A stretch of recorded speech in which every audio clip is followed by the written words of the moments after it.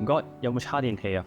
哦，等等。咁辛苦先過咗試用期，上司又要求我每日寫工作日誌，又話我唔夠快，做錯少少又會俾人當面咁樣鬧，搞到我成日都好緊張，連休息時間都冇，又成日 OT 喎。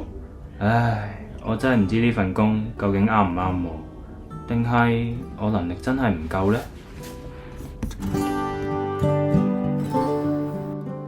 唉，AI 越嚟越勁，我每日都擔心自己份工會被取代。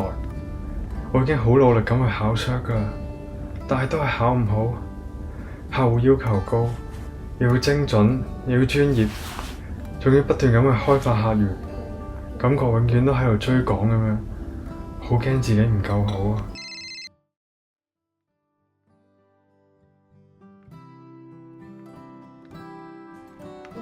我老闆打俾我咯。吓？真係做咩啊？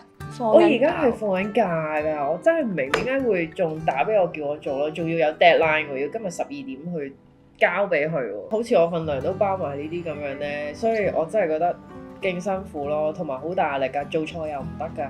唉，就嚟攞 bonus 㗎啦，攞完 bonus 我就遞信走人㗎啦。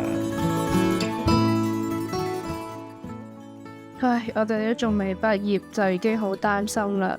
物理治療師雖然係專業，但係職位競爭咁強，而家又有咁多國內嘅優秀人才嚟香港，我哋夠唔夠資格去同佢哋鬥呢？仲要面試，又要搞好人際關係，有咁多嘅未知之數，真係好彷徨，唔知點算。